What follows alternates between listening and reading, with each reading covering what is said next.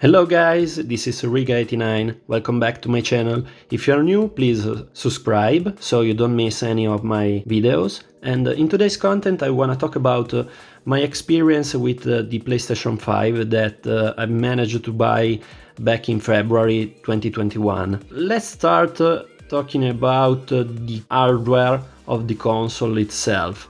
As many of you probably have seen in other videos, the console is really big. It's bigger than the fat PlayStation 3 that I have in my collection, and when you put it in horizontal position near your TV, it's not that pretty. It's better if you leave it in a vertical position. It's really big, really heavy. The second problem is the controller.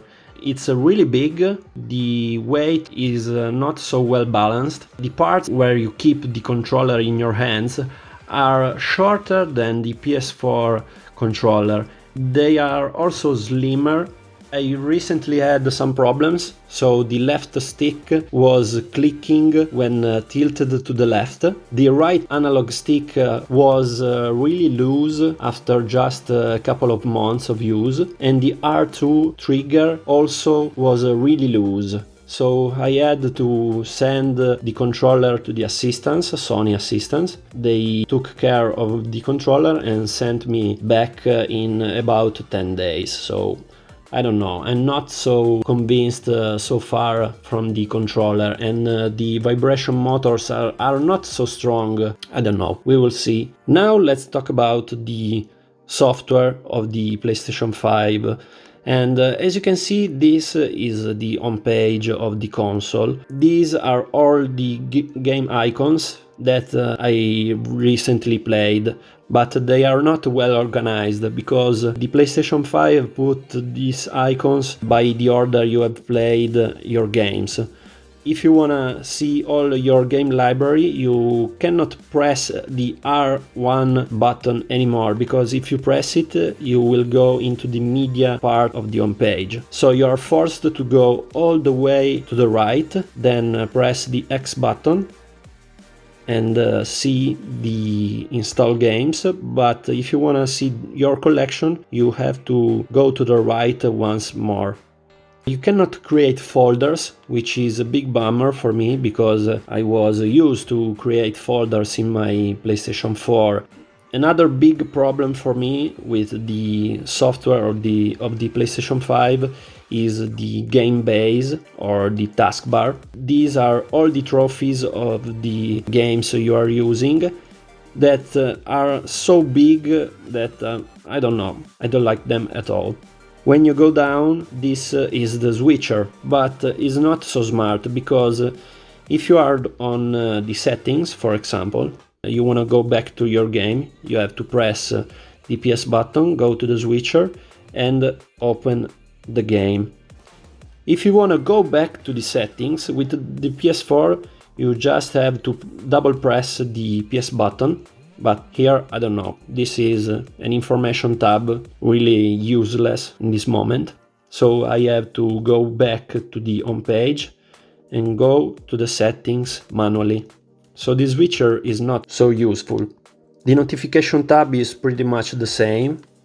And the game base itself is another big problem for me, because if you wanna send a message to one of your friends, you have to enter the game base, click R1 to go to the friends list, enter one of your friends tab, go to the messages and click on view messages, and now you can type a message. So it's really a mess for me. I was used to the PlayStation 4 lateral menu that for me is really convenient. The sound tab has less options than the PS4 one. So I don't know, I'm still not convinced about this taskbar. This is your profile tab with the trophies, and the trophies are not so nice to see, because when you enter, you find these icons, these big icons in an horizontal order that are really different from the vertical order that you can find on the PS4. I recently announced news about the next PlayStation 5 software, said that they are probably going back to a vertical order of the trophies, so it's a nice thing to hear.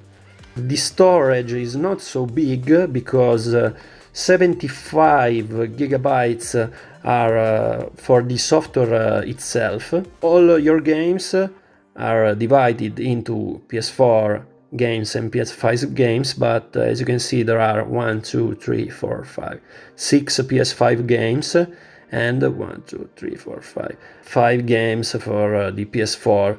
So you can fill the internal storage with about 7 or 8 PS5 games.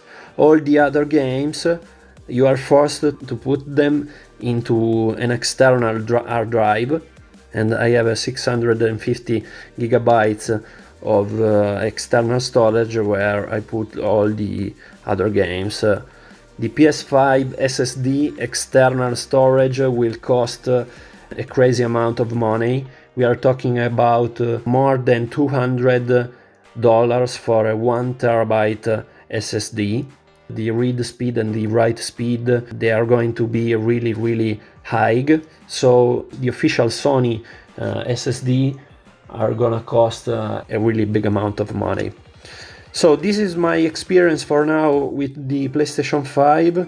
Let me know, guys, in the comment if you have a PS5, if you are trying to buy one, if you had some problems with that, and subscribe to my channel, and see you on the next video.